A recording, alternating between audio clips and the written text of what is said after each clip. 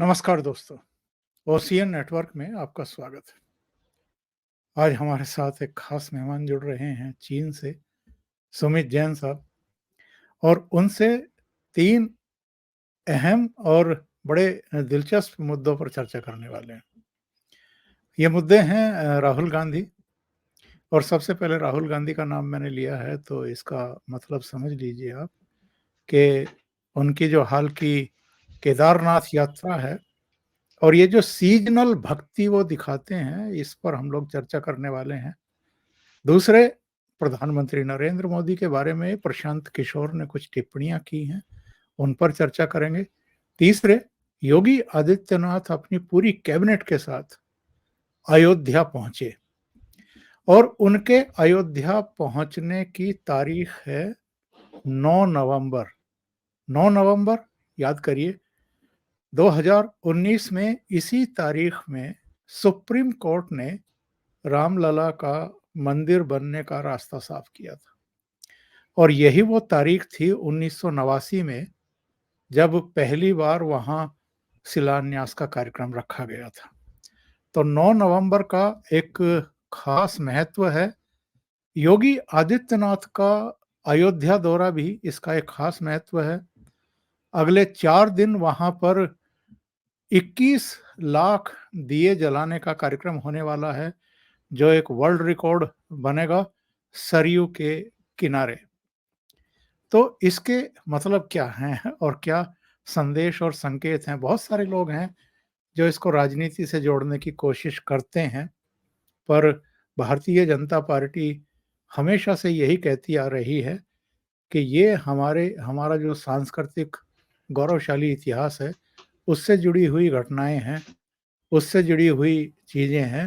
राजनीति से इनका कुछ खास लेना देना है नहीं, पर जो विरोधी दल हैं और मीडिया का भी एक हिस्सा है, वो तो इसको इसी रूप में लेता है। तो सीधे जुड़ जाते हैं सुमित जैन साहब से और इस कार्यक्रम को आगे बढ़ाते हैं। सुमित जी, नमस्कार, बहुत स्वागत है आपका। नमस्कार Omkar ji, thank you so much. Sumit ji, ये बताइए, ये जब जब चुनावी सीजन आते हैं, राहुल गांधी बड़े भक्त बन जाते हैं। कभी पता लगता है कि मानसरोवर की यात्रा पर गए हैं किसी चीनी मंत्री के साथ या किसी वीआईपी के साथ, कभी पता लगता है कि केदारनाथ की यात्रा कर रहे हैं। ये जब चुनाव आते हैं तभी इस तरह के धर्म स्थलों की ये यात्राएं क्यों करते हैं, और इनके कोई इम्पैक्ट पड़ते हुए दिखाई दे रहे हैं आपको? कांग्रेस को कुछ लाभ मिल रहा है क्या इन यात्राओं का? ओमकार जी, मेरा मानना थोड़ा उल्टा है कि जैसे ही राहुल गांधी मंदिरों के चक्कर लगाने शुरू करते हैं, मुझे पता लग जाता है कि चुनाव आने वाले हैं। ये ऐसा नहीं है कि चुनाव आने पर जाते हैं, तो ये हमें भी पता लगता है कि चुनाव आने वाले हैं, हमें भी अपनी तैयारी करनी चाहिए। और यही कुछ 75 सालों से हुआ है, कोई नया चीज नहीं है। और हिंदू है कि इन चीजों में फंसता रहा है और शायद आगे भी फंसते ही रहेंगे। ये 4.5 साल तो सनातन को खत्म करने की बातें बोलते हैं कि सनातन को हम टिकने नहीं देंगे, इनको परिवर्तन करेंगे, इनको सबक सिखाएंगे परमानेंटली। एक बार कुर्सी मिल जाए, हम हिंदुओं को सबक सिखाएंगे कि मोदी को सपोर्ट क्या होती है। और अब जैसे ही इलेक्शंस आने वाले हैं, 1-2 चक्कर मारेंगे, जैसे केदारनाथ चले गए। और केदारनाथ जाने से पहले गए कहाँ पे? हेलीकॉप्टर में। और उसके पहले क्या बोला उन्होंने कि भाई मैं वहां पर पैदल यात्रा करूंगा। वो सबसे बड़े योगी हैं, वहां पर हेलीकॉप्टर में जाने वाली कौन सी बात है। और अब 6 महीने के बाद ही भूल गए कि मैंने क्या बोला था पहले। और पहुंच गए वहां पर बाबा के पास आशीर्वाद लेने के लिए। और गए भी इतने अहंकार में, जैसे कि पीछे सरिया पड़ा हो गर्दन में, एन अकड़ के, कि जैसे एक महाराजा आया होता है एक मंदिर के अंदर। वो वाली इनकी हालत थी। देखने वाला था पूरा इकोसिस्टम। और वहां पर इनका स्वागत किया गया मोदी मोदी की ललकार से। लोगों ने भी जमकर वहां पर मोदी के नारे लगाए राहुल गांधी के सामने। इनको भी आईना दिखाना शुरू कर दिया लोगों ने कि भैया वो दिन गए जब आप हिंदुओं को बेवकूफ बनाते थे इलेक्शन से पहले। लेकिन ओंकार जी, चक्कर ये नहीं है कि ये क्या करते हैं, चक्कर ये है कि क्या हिंदू अभी भी इन बातों में फंसता है। मुझे लगता है कहीं न कहीं अभी भी लोग पिघल जाते हैं कि देखिए कितने बड़े भगत हैं, क्योंकि हिंदुओं की जो मेमोरी है, वो बहुत शॉर्ट है। वो आज जो हो रहा है उसके ऊपर ज़्यादा ध्यान देते हैं, जो पहले इन्होंने 4 साढ़े 4 साल किया हिंदुओं के साथ, हिंदुओं के खिलाफ, ये भूल जाते हैं। कैसे ये खड़े हो गए थे बेशर्मों की तरह कि अयोध्या में रामचंद्र के मंदिर नहीं बनना चाहिए। राम को इन्होंने काल्पनिक तक प्रूव करने की कोशिश करी सुप्रीम कोर्ट के अंदर, और आज ये वही मंदिरों के चक्कर लगा रहे हैं जिसको पहले काल्पनिक बोलते थे। और आपने देखा होगा कि जब हमारे यहाँ पर शोभा यात्रा निकल रही थी दशहरे की, उसपे श्रीमती सोनिया गांधी रामचंद्र जी को टीका लगाते हुए दिखाई दे रही थी। ये उल्टी गंगा इलेक्शंस के टाइम पर ही दिखती है आपको, और यही डीएनए है कांग्रेस का, ये कभी चेंज नहीं हो सकता। ये बताइए जैसा आपने भी कहा है कि सुप्रीम कोर्ट में तो इन्होंने ये कहलवा दिया था कि भगवान राम जो हैं ये काल्पनिक चरित्र हैं। जब राम सेतु का मसला आया था तब ये शपथ पत्र इनकी सरकार की तरफ से सुप्रीम कोर्ट में पेश किया गया था। आज अगर ये लोग मंदिर-मंदिर चक्कर काटने के लिए, पहुँचने के लिए, मत्था टेकने के लिए मजबूर हुए हैं, तो ये वातावरण निर्मित कैसे हुआ है? दूसरी बात ये है कि हमने पिछले दिनों ना केवल इन भाई-बहन को देखा है जगह-जगह गुरुद्वारों में भी, मंदिर में भी जो नदियाँ हैं उनके जल पर भी आरतियाँ करते हुए, बल्कि हम तो इधर ये भी नोटिस कर रहे थे कि अखिलेश यादव भी काशी बाबा के दर्शन करने करने के लिए पहुँच गए थे। और ये वो लोग हैं जो मतलब भारतीय जनता पार्टी पर भी अटैक करते रहे, आरएसएस पे भी, विश्व हिंदू परिषद पर भी, और एक तरीके से उनके सहारे ये तुष्टीकरण की राजनीति अपनाते रहे, यानी मुस्लिम तुष्टीकरण की राजनीति अपनाते रहे। तो ये जो गुणात्मक परिवर्तन हमें देखने को मिल रहा है, इनकी बुद्धि ठीक हो गई है या कुछ वातावरण ही देश में अब ऐसा बन गया है कि आप अगर ये नहीं करेंगे तो आप इर्रिलेवेंट हो जाएँगे? ओमकार जी, ये बहुत ज़्यादा इंटेलिजेंट लोग हैं, बेवकूफ़ नहीं हैं। इन्होंने पहला काम ये किया, 4 साढ़े 4 साल इन्होंने पहले तो जो एक वर्ग है, उसको अपने पाले में किया 100%। कर्नाटका में जैसे इन्होंने पॉलिसीज़ बनाई एक ही वर्ग के लिए, और पूरे भारत में हमने देखा कि उसको इतना खुश कर दिया है कि वो अब बीजेपी के बारे में सोचना ही पसंद नहीं करते। अगर थोड़ा-सा कहीं पिघले भी थे, कोई 5-10% बीजेपी की तरफ आने की बात करते थे, इन्होंने वो सारी गेम ही चेंज कर दी। जब इनको लगा कि एक पाला अब हमारे पास आ चुका है, अब इन्होंने दूसरा काम कर दिया कि अब हिंदू, इनको डिवाइड किया जाए। तभी इन्होंने पहले जाति की बात करी। अभी भी राहुल गांधी अपनी गंदी हरकतों से बाज नहीं आता है, हर जगह पर जाति की बात करता है। बेशक वो आर्मी में गया है, वहां पे भी जाति की बात करी। उन्होंने किसी भी भाषण में जाते हैं तो पहले पूछते हैं आदिवासियों का कितना रोल है, पिछड़ों का कितना रोल है। क्यों बार बार इसकी बातें क्यों होती हैं, जबकि इनके तो पहले नारा होता था ना जाति ना पाती, क्या होता था वो। और अब उसी चीजों के ऊपर ही आ गए हैं कि भाई जाति जाति जाति क्यों, ताकि हिंदू कटे बटे और कटे, और यही वो करना चाहते हैं। इसलिए उस वर्ग को जो इन्होंने ओबीसी आदिवासी जिनको ये पकड़ने की बात करते हैं, उनको लुभाने के लिए इन्होंने ये मंदिरों के चक्कर लगाने शुरू करे हैं। इट इज नॉट कि ये हवा चेंज हुई है भारत में, हवा तो यही चेंज करते हैं हमेशा। पहले भी गंदगी फैलाते थे, अब इन्होंने और ज्यादा गेम को गंदा कर दिया है, कंट्री को डिवाइड कर दिया कंप्लीटली। हिंदू मुस्लिम में पहले किया, अब इन्होंने हिंदुओं के अंदर भी फोट और बंटवारा इन्होंने करना शुरू कर दिया है, और कुछ भी नहीं है। और ये जो लोग हैं आदिवासी हैं या जो पिछड़े हुए लोग हैं, ये कोई ज्यादा ये नहीं होते कि बहुत पढ़े लिखे लोग हैं, वो आज जो उनके सामने हो रहा है उसके ऊपर ही रिएक्शन देते हैं। तो इन्होंने बहुत खूबसूरती से इस गेम को पकड़ा है। एक साइड हमने सिक्योर कर ली, दूसरे की डिवाइड करके उसको अपने पाले में ले लीजिए। काम तो इन्होंने ना पहले 75 सालों में किया, ना इन्होंने अभी करना है। इन्होंने यही डिवाइड एंड रूल पहले किया, अभी भी यही कर रहे हैं, और ब्यूटीफुल गेम खेल रहे हैं। हिंदू इसी बात में फंस जाएगा और बटेगा, बटा नहीं और कटा नहीं। ये बताइए, लोग ये भी तो जानते हैं कि रावण को जब सीता का हरण करना था, तो वो साधु का छद्म वेश बना करके वहाँ पहुँचा था और किसी तरीके से लक्ष्मण रेखा से वो पार हो जाएं, उसकी तरफ आ जाएं, इस तरह के झूठ बोले थे। तो ऐतिहासिक और पौराणिक जितनी घटनाएं हैं, क्या उनको भी भारत के लोग भूल जाते हैं? ओमकार जी, मैंने आपको पहले बोला है, भारतीयों की प्रॉब्लम ही ये है कि हमारी जो मेमोरी है, बहुत छोटी है। मोदी जी ने 9 साढ़े 9 सालों में क्या ट्रांसफॉर्मेशन किया है भारत में, इन्हें मतलब ही नहीं है। इन्हें ये है कि आज इनके सामने क्या तस्वीर क्रिएट की जा रही है और इन्हें क्या आज इनकी जेब में जा रहा है। वो बेशक 500 रुपए की एक बोतल हो, इन्हें फ़र्क नहीं पड़ता। वो कहते हैं हमें कुछ तो मिला। मोदी जी ने क्या दिया? भई तरक्की करी तो देश की करी, हमारे लिए क्या कर दिया? ये लोग कहते हैं कि देश की तरक्की की बात नहीं करते, ये कहते हैं कि हम आपको क्या देंगे? एक आपकी लेडीज़ को फ्री टिकट दे देंगे, ये उसी चक्कर में भी शायद महीने में एक बार उनकी आपकी लेडीज़ बस में ट्रैवल करती होंगी किसी जगह पे जाने के लिए, उसके चक्कर में वोट बाँट देते हैं। यही प्रॉब्लम है हिंदुओं की। और जो आपने बात करी कि रावण जो है, वो भी भेष वेशभूषा चेंज करके आया था।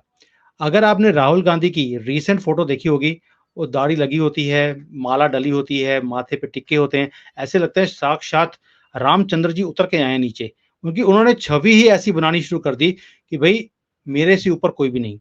और ये चीज़ों को बार-बार ट्विटर के ऊपर और सोशल मीडिया पर स्प्रेड किया जाता है ताकि लोगों में वो छवि बने। इसलिए बीजेपी ने भी उनकी जो छवि है रावण के साथ मिला के रावण का रूप दिखाया कि this is what actual Rahul Gandhi is. तो ये एक ट्विटर पे, सोशल मीडिया पे जो लड़ाई है, लोगों को असलियत दिखाने की। लेकिन कहीं न कहीं मुझे लगता है कि बीजेपी वालों का जो आईटी सेल है, सोशल मीडिया सेल है, वो बहुत वीक है कांग्रेस के सामने या आम आदमी के पास के सामने। लोगों के पास वो एक्चुअल परसेप्शंस जो है नहीं पहुँचती हैं और जो ये झूठ फैलाने की बात करते हैं कि भई हम हिंदुओं के साथ हैं, हम मुसलमानों के साथ भी हैं, हम तो भारत जोड़ो यात्रा करते हैं, हम भारत को एक करने की कोशिश कर रहे हैं। सो इनका जो परसेप्शन है, जो कि चाइना और अमेरिका की जो पीआर फर्म्स हैं, उन्होंने ये गेम सिखाई है इनको और ये उसी गेम को करते जा रहे हैं और लोग भी इसी गेम में फँसते जा रहे हैं। जो आपकी बात है कि रावण भी ऐसे ही आया था छल-कपट करते हुआ, इन्होंने भी वही काम किया है। चक्कर ये है कि जो हिंदू है, वो सीता बन के अभी भी वैसे ही भोला-भाला बैठा है और ये इनका कब हरण करके ले जाएँगे, ये रावण जो साधु के रूप में आ रहे हैं आजकल, ये पता भी नहीं लगेगा। ये हिंदू को तभी समझ आएगी जब गेम इनके हाथ से निकल जाएगी। लेकिन इनको एक्सपोज़ करना तो बहुत ज़रूरी है, क्योंकि जब सोमनाथ मंदिर के लोकार्पण के लिए डॉक्टर राजेंद्र प्रसाद जाने वाले थे, तब नेहरू ने उन्हें रोकने के लिए क्या नहीं किया था। इसके बाद भी जो हिंदू संस्कृति से जुड़े हुए हमारे आस्था के केंद्र हैं, मंदिर हैं, दूसरे पूजा स्थल हैं, उनके प्रति इनका रवैया कैसा रहा? इन्होंने भगवान राम के मंदिर के निर्माण में जो-जो अड़चनें आ सकती हैं, वो सब अड़चनें लगाई। कपिल सिब्बल से लेकर के तमाम जितने भी वकील थे, कौन नहीं जानता है कि वो कांग्रेस सरकारों में मंत्री रहे, और उन्होंने तो एक बार यहाँ तक कह दिया था 2019 से पहले सुप्रीम कोर्ट से कि अभी आप फैसला रोक दीजिए, नहीं तो भारतीय जनता पार्टी को इसका फ़ायदा मिल जाएगा। तो कांग्रेस को एक्सपोज़ करना बहुत ज़रूरी है कि इन्होंने कब-कब हिंदुओं के आराध्य देव भगवान राम के मंदिर के निर्माण में किस-किस तरह की बाधाएँ डाली हैं? देखिए ओंकार जी, सिर्फ राम ही क्यों? भई जब बाहर के dignitaries specially from middle east आते थे, आपको याद होगा ये तो मंदिर के जो होते हैं उनको ढक के रखते थे कि उनको बुरा ना लग जाए। हमारे जितने त्योहार हैं उसके ऊपर हमेशा ही रोक लगाई जाती है। कभी ये होली के ऊपर करते हैं, कभी दिवाली के ऊपर करते हैं। भई हमारा त्योहार हम भारत में नहीं मनाएँगे, जो हिंदू राष्ट्र है, तो क्या हम अमेरिका में और यूके में जाके मनाएँगे? भी उसके ऊपर रोक लगाने का काम हमेशा कांग्रेस पार्टी करती रही है। हमारे मंदिरों के अंदर कोई भी आप मंदिर ले लीजिए, वहाँ पर जाने की सड़क तक इन्होंने नहीं बनाई, खड्डों में से निकलकर पत्थर होते थे उनके ऊपर। मैंने तो खुद देखा है कि कभी भी वैष्णो देवी जाना हो, अमरनाथ जाना हो, कहीं भी जाना हो, सड़क ही नहीं है। क्यों नहीं करी? ताकि हिंदू तंग रहे और इन्हें एहसास दिलाया जाए कि भई आपकी संस्कृति हमारे लिए कुछ भी नहीं है, बिकॉज़ इनके लिए कभी इम्पोर्टेंट था ही नहीं। और इसलिए आपका जो चैनल है, हमारा जो चैनल्स है, ये कि हम क्या करते हैं, लोगों को जगाने के लिए कि भई 2014 से पहले और 2014 के बाद क्या हिंदू की जगह को सम्मान मिला है, उसे वो रिस्पेक्ट मिली है जो इस संस्कृति को मिलनी चाहिए? क्या वहाँ की सड़कें बनी हैं? क्या वहाँ पर कॉरिडोर्स बने हैं? क्या वहाँ पर सिस्टम्स बेटर हुए हैं? तो आंसर इज़ येस। और इसीलिए हम बार-बार कभी भी हमने 47 की बात नहीं करते अब। अभी हम बात करते हैं 2014 से पहले और 2014 के बाद। आपने सारे कंपैरिज़न देख लीजिए, सारे कंपैरिज़न एक ही चीज़ पे होते हैं। क्यों? क्योंकि 14 से पहले इन्होंने हिंदुओं के लिए कोई काम किया ही नहीं। इनको जैसे कि शर्म आती थी हिंदुओं के मंदिर दिखाते हुए भी। किसी की रख-रखाव नहीं करी, किसी का कुछ भी नहीं किया। इनका तो बस चला, जहाँ पर बस चला, इन्होंने तिजोरियाँ तक खोलकर उसमें से सारा सोना भी निकाल कर ले गए। ये हिंदू कभी भूल नहीं सकता उन चीज़ों को। तो ये इसलिए हमारे जैसे लोग जो हैं, क्योंकि मेन स्ट्रीम मीडिया तो कभी टच ही नहीं करेगा। ये जो लेफ्ट विंग वाला का ये सारा पकड़ है मेन स्ट्रीम के ऊपर, इसलिए आपके जैसे लोग जो देशभक्त हैं, हिंदू भक्त हैं, सनातन के बारे में बात करते हैं, इसलिए हम इन लोगों को, ये कांग्रेस पार्टी को हम बार-बार एक्सपोज़ करते हैं कि कैसे 47 से लेके 2014 तक इन्होंने हमेशा मुसलमानों की तुष्टीकरण की और हिंदुओं को हमेशा दबा के रखा। बेशक वो हमारा एजुकेशन हो, बेशक वो मंदिर हो, बेशक वो हमारी संस्कृति हो, कुछ भी हो, इन्होंने हमेशा ही दबाया है इस चीज़ को। आज अगर हिंदू जागा है, जाग रहा है, अपनी बात बोलता है सोशल मीडिया पर, इनको गालियाँ निकालता है, वो इसीलिए है क्योंकि मोदी जी ने एक रास्ता दिखाया और आप और मेरे जैसे लोग भी इस काम के, इस मुहिम में जुड़े हुए हैं और हम ये काम करते रहेंगे जब तक हिंदू जागता नहीं है। सुमित जी, इस समय चूंकि 5 राज्यों के चुनाव की प्रक्रिया शुरू हो चुकी है, एक दौर का मतदान हो चुका है 7 नवंबर को। कहीं इनकी यात्रा इस पूरी चुनावी प्रक्रिया के मद्देनजर तो नहीं डिजाइन की गई है। इनको डर है कि राजस्थान हो, मध्य प्रदेश हो, छत्तीसगढ़ हो, कम से कम इन राज्यों में तो कांग्रेस को लेने के देने पड़ सकते हैं अगर हिंदू एकजुट होकर के भारतीय जनता पार्टी के पक्ष में चला गया। देखिए ओंकार जी, पहली बात है जो पहला मतदान हुआ है उसमें आपने देखा परसेंटेज ऑफ वोटिंग, वो परसेंटेज ऑफ वोटिंग से ही पता लगता है कि एंटी इनकम्बेंसी है, वहाँ पर इनके खिलाफ वोटिंग हो रही है और आंकड़े भी दिखाते हैं कि ये वहाँ पर हारने वाले हैं। तभी राहुल गांधी जो पहले बोलता था कि मैं पैदल जाऊँगा, सड़क से जाऊँगा, उड़कर गया है। उड़कर जाने का मतलब ही ये है कि भई हवा चेंज हो रही है, भगवान के रास्ते चले जाओ, तभी कुछ इनका हल हो सकता है। और राजस्थान के और एमपी के दोनों के आंकड़े भी इनके खिलाफ जा रहे हैं। जो एग्जिट पोल्स हैं वो भी कोई पॉजिटिव नहीं है कांग्रेस के लिए। इसलिए इनका मंदिरों में जाना तय है और इनको ये भी भला मालूम है कि इन एरियाज़ में पिछड़े हुए लोग ज़्यादा हैं। उन्हीं इलाकों को इन्होंने टारगेट करने की कोशिश करी है, बेशक वो एमपी की 34 सीटें हों, राजस्थान हो, ये जितने भी एरियाज़ हैं, वहाँ पर इन्होंने जो मैं पहले बोल रहा हूँ जाति के बेस पे ऊपर डिवाइड करना हिंदुओं को, इनको अपने पाले में लेना, उसी का नतीजा है। सेकंडली आपने एक चीज़ नोट किया होगा एमपी के अंदर तो ये इतने लेवल तक गिर गए हैं, मुसलमान जो है वोट को लेने के लिए हमास तक को सपोर्ट करने की इन्होंने पेशकश कर दी है कि हम हमास को भी सपोर्ट करेंगे, सनातन को और दबाएँगे, आप हमें ले आइए। उनको तो ये बोल रहे हैं और सनातनियों को बेवकूफ़ बनाने के लिए मंदिर, केदारनाथ वो भी वहाँ पर उड़ कर गए हैं। तो ये बताता है आपको इनका गेम प्लान ओंकार जी बहुत क्लियर है। बहुत ही शातिर लोग हैं, बहुत शातिर इन्होंने स्ट्रैटेजी बनाई है एंड हो सकता है कि ये स्ट्रैटेजी इनकी काम भी आ जाए और अगर काम आ गई, it will be a very big loss for the country. चलिए दूसरे विषय पर बढ़ते हैं, लेकिन इसी से संबंधित है। एक तरफ सीजनल शिव भक्त हैं राहुल गांधी, दूसरी तरफ योगी आदित्यनाथ हैं। जब से भगवान राम के मंदिर की शिला पट वहां रखी गई, पहली शिला रखी गई, तब से लेकर के अब तक अनगिनत बार वो अयोध्या गए हैं। और अयोध्या में भगवान राम का केवल मंदिर नहीं बन रहा है, पूरा एक कॉरिडोर बन रहा है। पूरा वहाँ अंतर्राष्ट्रीय एयरपोर्ट आकार ले रहा है। वहाँ भक्तों के रुकने के लिए होटल्स की श्रृंखला, धर्मशालाओं की श्रृंखला, पूरा इंफ्रास्ट्रक्चर, बेहतरीन सड़कें, रेलवे से उसको और बेहतर तरीके से जोड़ा जा रहा है, उन सब की देखभाल योगी आदित्यनाथ कर रहे हैं।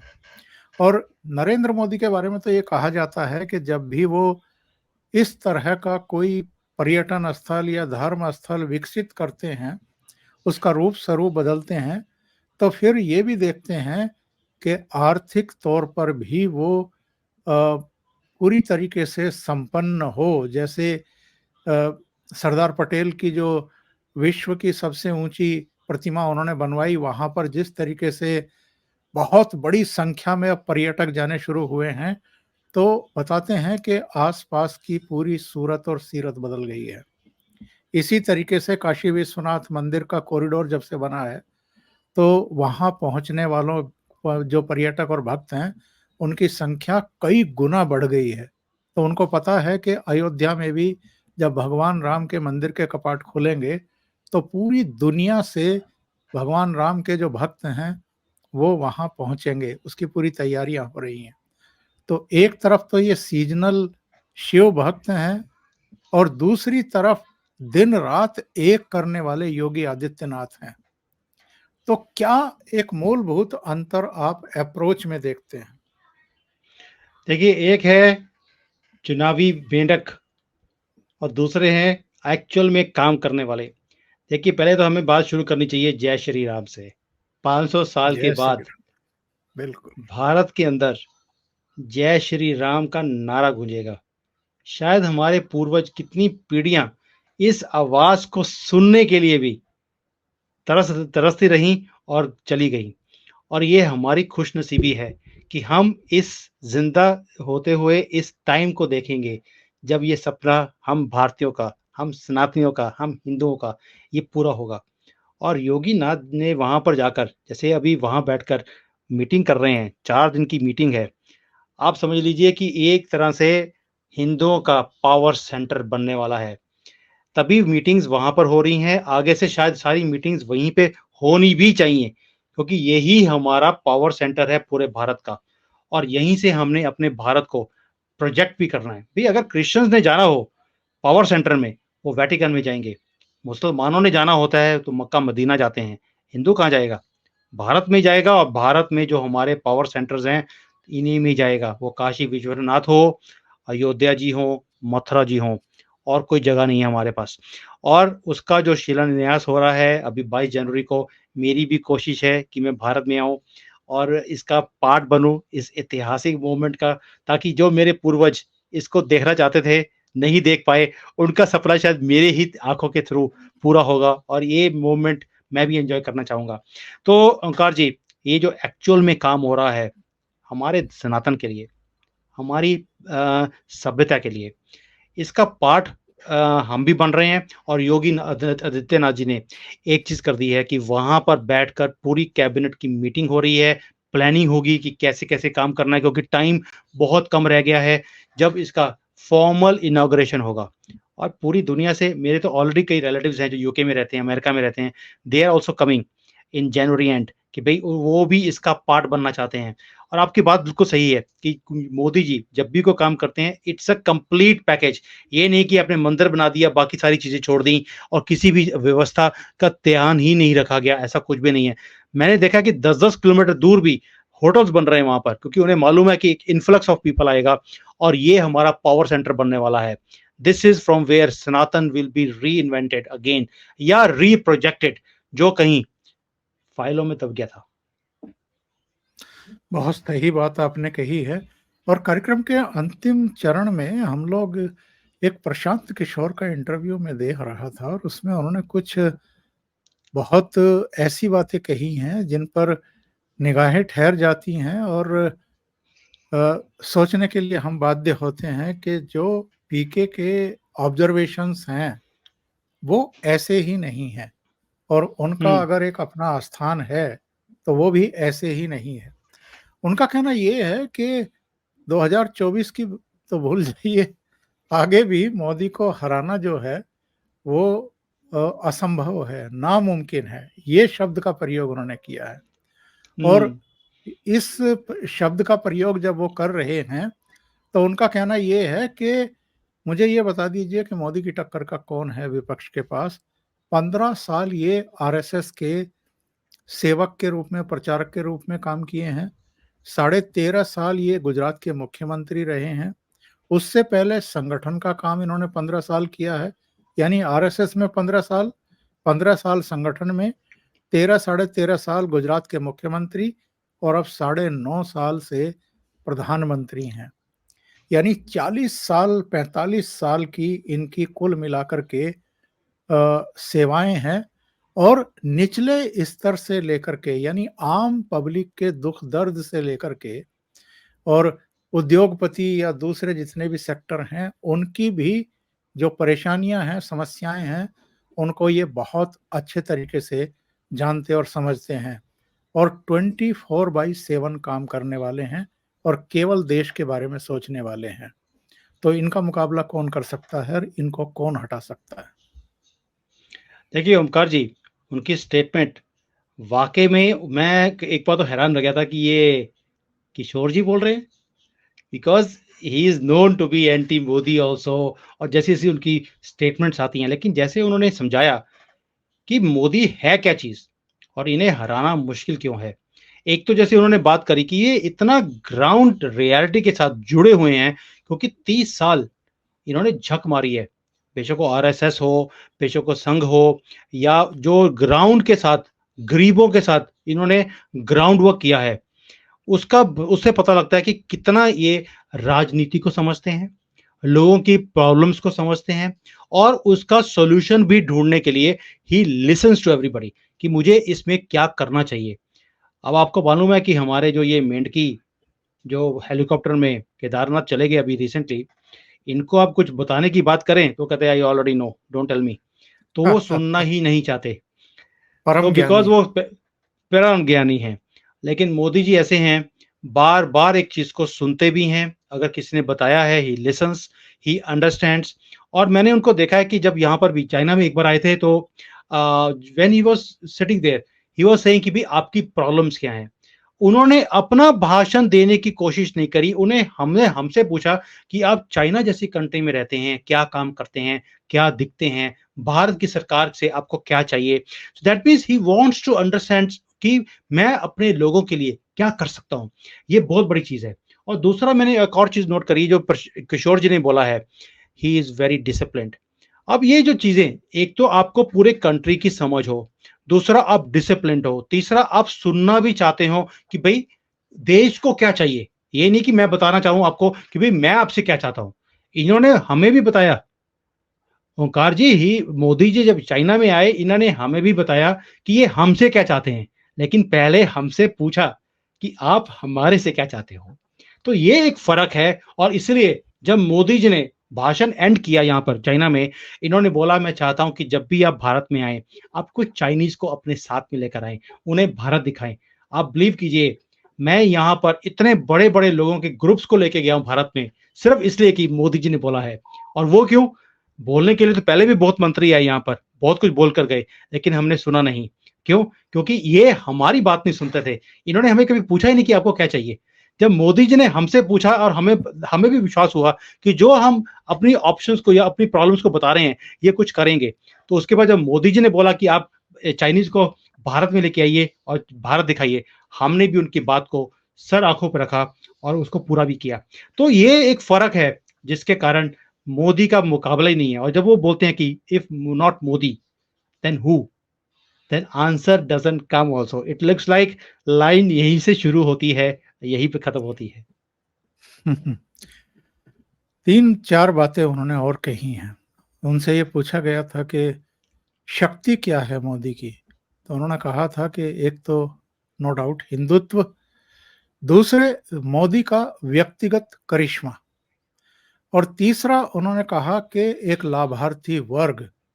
अब आप तो जानते हैं सुमित जी कि मोदी सरकार ने घोषणा कर दी है कि जिन लाभार्थियों को 80 करोड़ जनता को मुफ्त भोजन दिया जा रहा था वो अगले 5 साल भी उनको मिलता रहेगा। तो एक बहुत बड़ा लाभार्थी वर्ग है जिसको अलग अलग स्कीम का फायदा हो रहा है। तो हिंदुत्व, मोदी का अपना व्यक्तित्व, अपना प्रभाव, तीसरा लाभार्थी वर्ग और चौथा उन्होंने बताया कि जो सांगठनिक और वित्तीय बाहुबल इस समय भारतीय जनता पार्टी के साथ है, वो जो है उनकी बड़ी शक्ति है। आप इससे इत्तेफाक रखते हैं?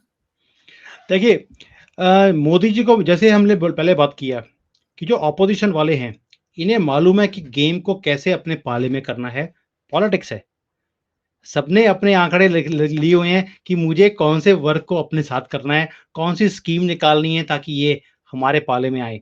तो मोदी जी ने भी एक गणना की है, और जबकि मैं जो ये 80 करोड़ लोगों को फ्री में राशन हम अगले 5 साल के लिए दे रहे हैं, मैं शायद उसके हक में नहीं हूँ। रीजन बीइंग अमाउंट इतना बड़ा है, 20 लाख करोड़ रुपए आप खर्च कर रहे हैं मुफ्तखोरी में। जबकि ये जो चीज़ जब मुफ्तखोरी की आप आदत डाल देंगे, इसको खत्म करना ही मुश्किल हो जाएगा।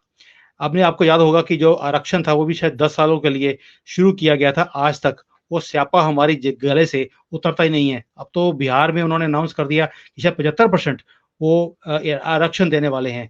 दैट मीन्स कभी ना कभी ये 100% पे भी पहुंच जाएगा, बाकी लोग क्या करेंगे? तो यही चीज यहीं पर भी होगी। आज तो ये है कि सबका साथ सबका विकास, हमने 80 करोड़ लोग उसमें डिफरेंशिएट ही नहीं किया।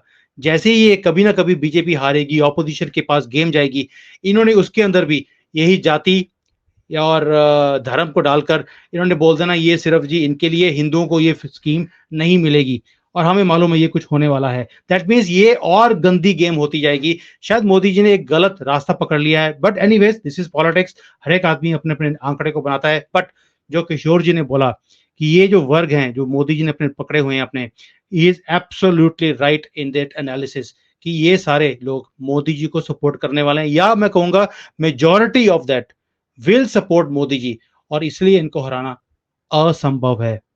मुश्किल नहीं कह रहा हूं मैं, उन्होंने भी बोला असंभव, हम भी यही बोल रहे हैं असंभव है। बहुत बहुत धन्यवाद सुमित जैन साहब, आपने ओशियन नेटवर्क के लिए इतना समय निकाला और कई महत्वपूर्ण मुद्दों पर चर्चा की। Thank you so much. नमस्कार। Thank you sir, thank you.